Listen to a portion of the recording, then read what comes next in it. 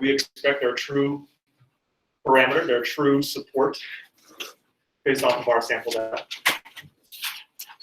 The margin of error is the maximum difference between the true population parameter and the sample estimate. Confidence intervals are necessary because it's impossible for me to ask everyone. Right? I can't take a big census. I can't ask everyone. Too time-consuming and expensive. We can get an estimate of that population by taking a sample. I can estimate P from P hat the sample proportion. By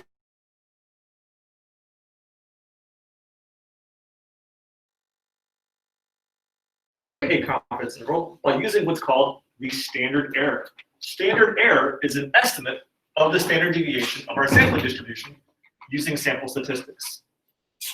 The standard deviation in a sample proportion from our last standard was the square root of P times Q over N.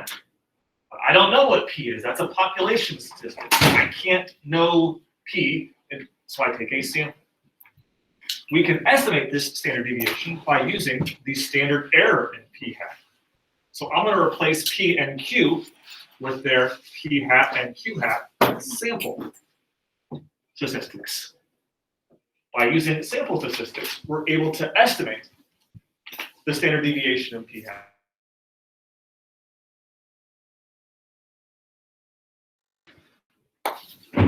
That sampling distribution is a normal distribution by the central limit theorem. A sample distribution becomes normal as sample sizes increase according to central limit theorem. So when I take a sample, I'm able to calculate P hat the sample proportion.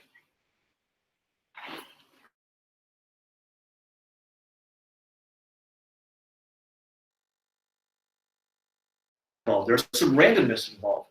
P hat and P aren't necessarily the same thing. So I want to create a confidence interval where I'm reasonably certain that P would lie within. So how many standard deviations do I have to add on to P hat so that I'm reasonably certain I've captured the true population parameter? How many standard deviations I have to add on comes about by creating what's called the margin of error.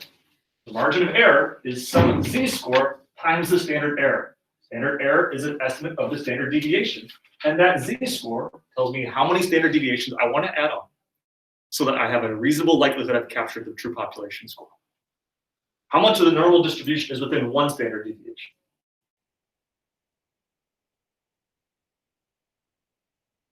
To the true population parameter, I need to add on one standard deviation. How about two standard deviations? How much of the normal distribution is within two standard deviations? 95. So if I want to be more certain, I have to add on more standard deviations. If I want to have a 95% chance that I've captured the true population score, I need to add on two standard errors, and so on. To have an increasing likelihood of capturing the population parameter, I'm going to increase the margin of error by adding on more and more standard deviations from the normal distribution. Our margin of error is some z-score. How many standard deviations do I have to add on so that I've captured the true population? How many standard deviations do I have to add on so I've captured the true population parameter? By taking P hat and adding on the margin of error and subtracting the margin of error, we create what's called the confidence interval. So would you guys get out your z-tables? Let's look up some critical z-scores.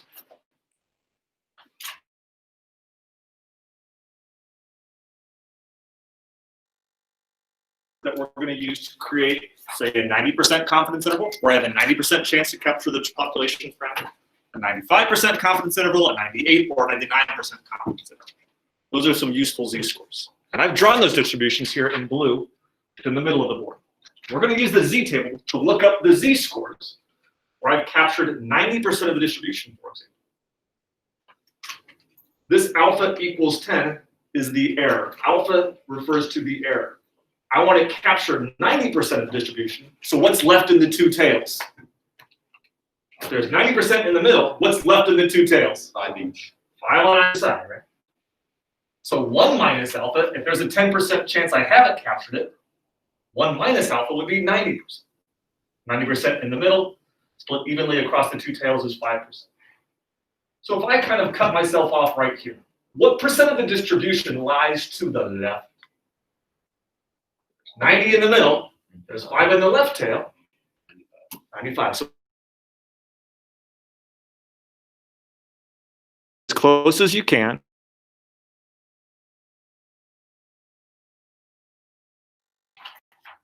Where are you going to find it?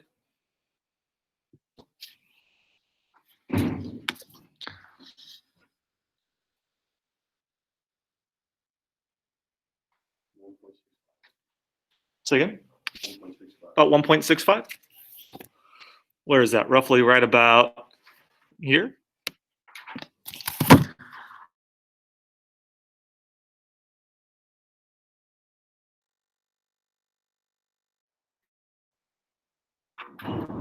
Lies 90% of the distribution. If I add on 1.65 standard deviations to p hat, there's a 90% chance that I've captured the true population. Let's do some more. Let's come over here and let's do this next one. What if I want to be more certain I've captured the true population parameter? Well, to be more certain, I have to add on more standard deviations, so I've captured more of the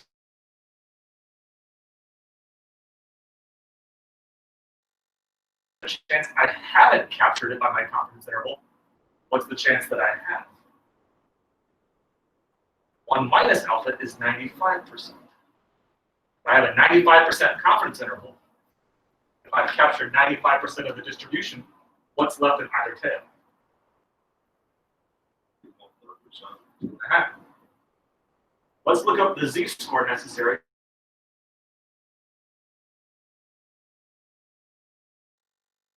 For 95% of the normal distribution. Cut myself off here. From this top cutoff score to the left lies what proportion of the distribution? 95 in the middle, 2.5% in the lower tail, 7.5. Using your z table, what's the z-score for the 97.5 percentile? 0.975. Where are we going to get to here? 196? Yeah, right on the nose, right there. Why is the z-score for a 95 confidence interval, 95% confidence interval, more than a 90% confidence interval?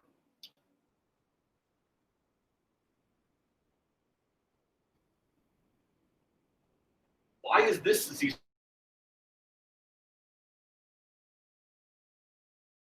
confidence interval more than a 90% confidence? Because it's more standard deviation. Right. To be more confident, don't you have to go further into the tails and capture more of the normal distribution? I have to add on more standard deviations so that I capture more of the entire population, more of the distribution. Okay, let's keep going. A lot of times we're asked to write 90%, 95%. Let's be even more certain. Some other common confidence intervals you might be asked.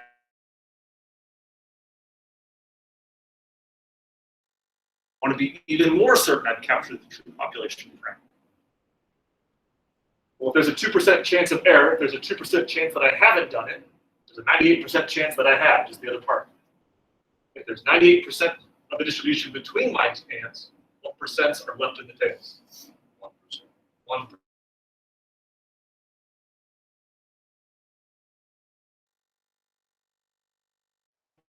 One on either end. What's to the left? There's 1% left in the upper tail. There's 98 in the middle, 1% for the left tail, so 99 percentile we need to look up. Okay, what is the 99th percentile score? 233? Out right here if you're looking on my screen and on your z-table chart. About 2.33. Once again, it's even greater. It's more standard deviations because why? Because it's more standard deviation. Right? To be more certain, I have to add on more standard deviations. To be more confident, I have to have a larger confidence interval. We've got z-scores to construct 90% margins of error, 95, 98% margins of error. Let's do the 99th percentile margin of error. If I want to be almost and absolutely certain, I only want to have a 1% chance that I haven't captured the true population parameter with my confidence interval. That means I'm 99% certain that I have. We're going to split that 1% evenly up into the two tails to the left and the right. 99% in the middle, a 0.5% in either tail. What's the part of the distribution to the left of my hand? So let's look up 0.995 on your Z table. Where is 0.995 at?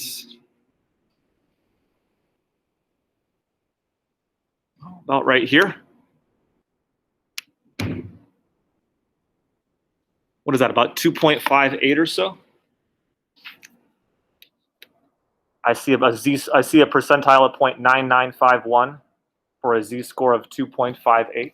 2.58 standard deviations above or below p hat would be 99% of the distribution.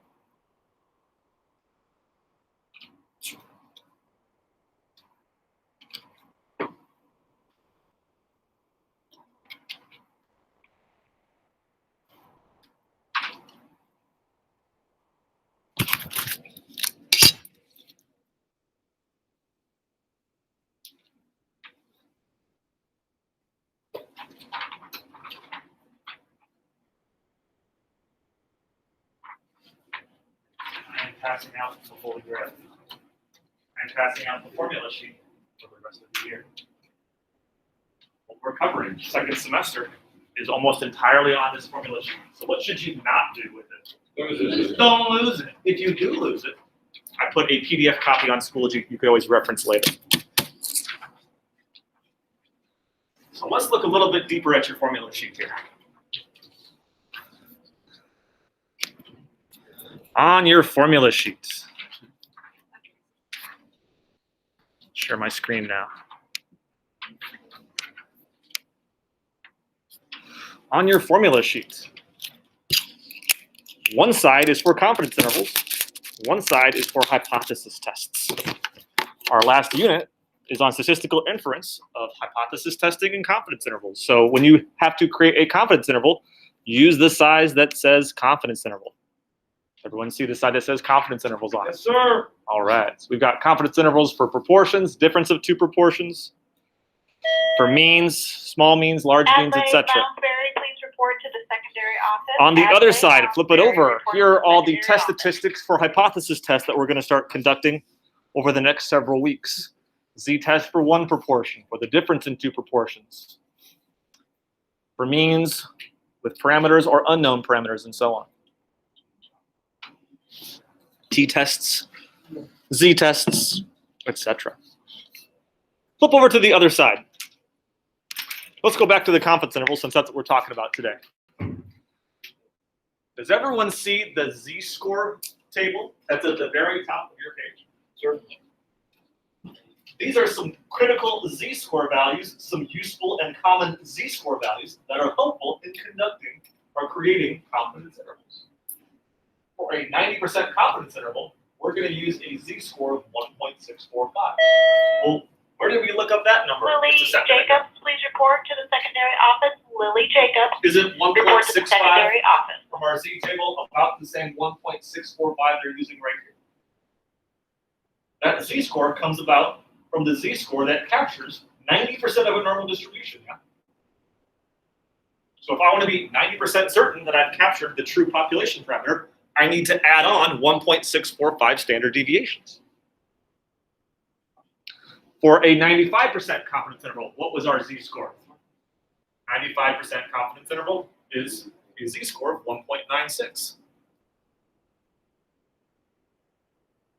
1.96 right here. Confidence intervals are always two tails versus the one-tailed Z-scores here in the middle column. Confidence intervals are always two-tailed because there's an equal amount of error on the left and the right. I situate my margin of error and my p hat in the middle part of my distribution, so there is some error on the left and the right. we do hypothesis tests later on, that's where we're going to use one-tailed z-scores. But for now, we're just using two-tailed. And they even tell you this is the one for a 90% confidence interval and 95% confidence interval. All right, so we've got that z-score table on our formula sheet. We know what that means and where those numbers come from. Let's look at this formula, the confidence interval for proportions, right down below. A confidence interval, from our notes yesterday, is p hat plus or minus some margin of error. We did a confidence interval for, what was that, like Teresa Greenfield? From the sample from the Iowa poll, she had 45% support from those that were polled, but the margin of error was plus or minus 3.8 points, so we added and subtracted 3.8 percentage points to find the proportion, or the confidence interval, or somewhat confident of her true proportion support would lie. A confidence interval for proportions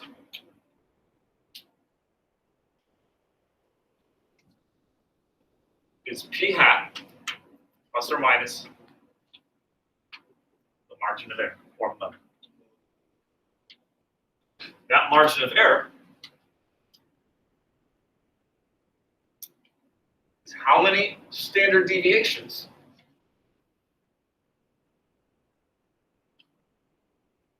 we have to add on or subtract off to be reasonably certain we've captured the true population frame. How many standard deviations we have to add on is this z-score value. With what level of confidence do you want to have that you've captured the true population proportion? You want to be 90% confident, 95% confident. So you'll look up those z-scores from that z-score table on your formula sheet.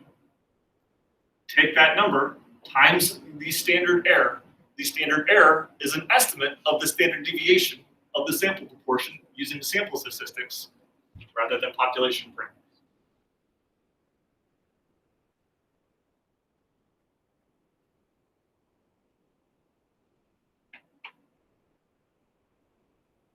So instead of the square root of p times q over n, the standard error is the square root of p hat times q hat over n. And there's that formula right here.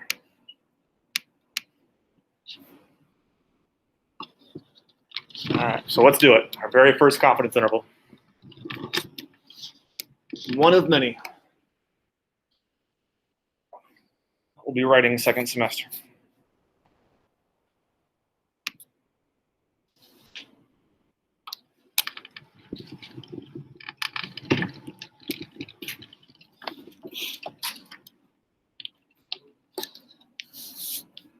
That's better. Question is this. A recent nationwide survey of 500 high school seniors showed that 65% of them plan on attending a college or university upon graduation. Write a 95% confidence interval for the proportion of seniors who are planning on attending college.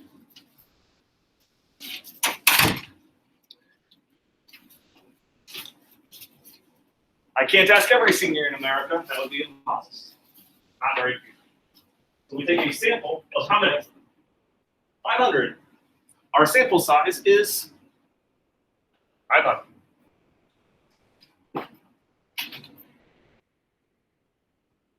By asking 500, I can get a pretty reasonable estimate of the actual proportion of all seniors that are planning on attending college.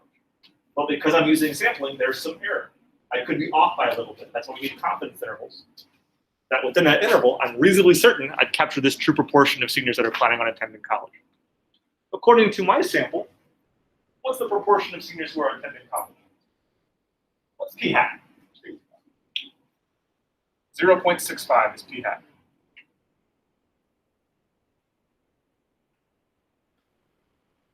We're going to write a 95% confidence interval. So what is the z-score that I need in order to do that? Look up your z-score value on your formula sheet. 196 for a 95% confidence interval, use a z-score of 1.96.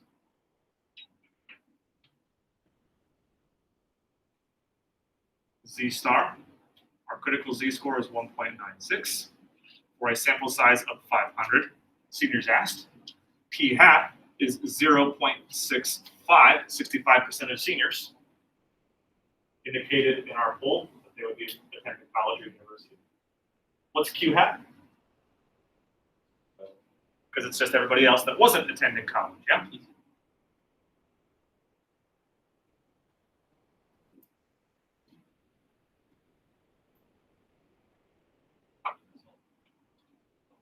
Using your formula down below, here's our confidence interval calculation. P hat plus or minus the margin of error. So P hat plus or minus the z-score necessary to capture 95% of the distribution times our estimate of the standard deviation, square roots of P hat times Q hat over N. Look at what we got here.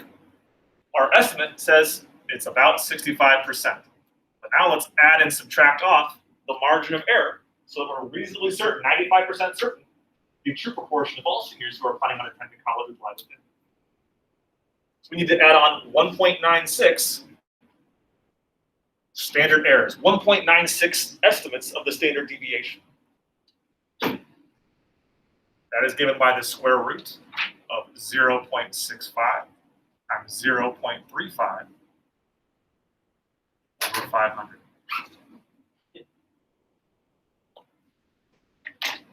Questions so far getting this up? Again, that formula sheet that I'm going to give to Kobe right now is kind of the holy grail. And all the z-scores we're going to need, all of the formulas. That formula sheet. Awesome. Sorry. Oh my God.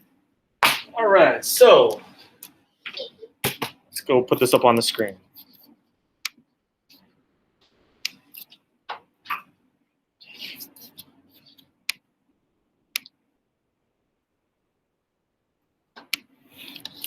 (1.96) times the square root of 0.65 times 0.35 over 500.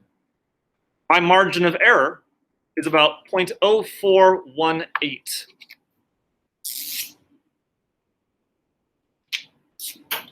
This is the margin of error. It's the maximum difference that we could potentially be off by from our estimate of 65% for p hat. So 0.65 plus or minus 0.0418. We're no more off from the actual proportion from our sample estimate of 4.18%. So let's take 0.65 minus that previous number. 0.6082.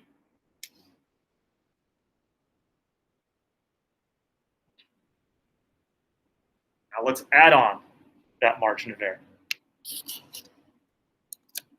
0.6918.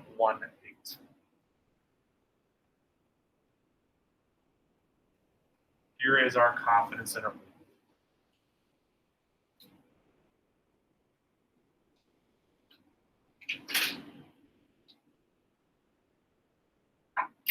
All of these intervals have meaning in context. We're conducting inference, so let's describe and interpret what this confidence interval indicates. I usually start these interpretations with my confidence level I have in this confidence interval. What level of confidence do we have? 95%, because we added on the correct z-score to capture 95% of the distribution. So we are 95% confident that what?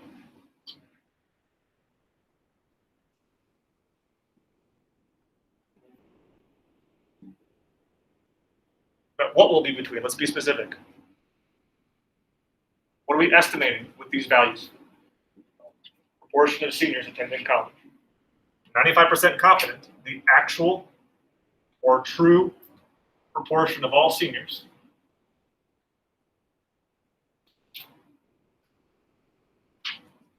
planning to attend college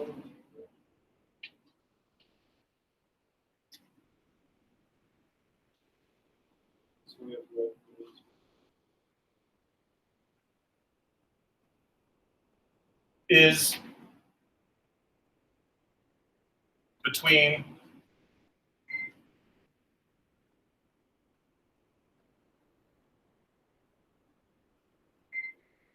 what numbers? These two numbers, 0.6802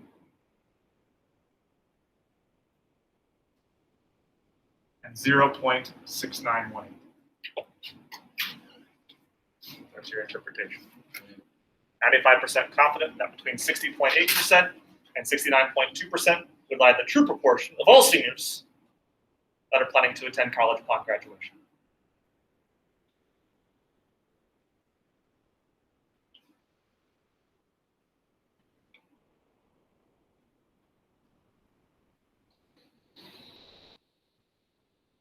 Questions you guys have here so far?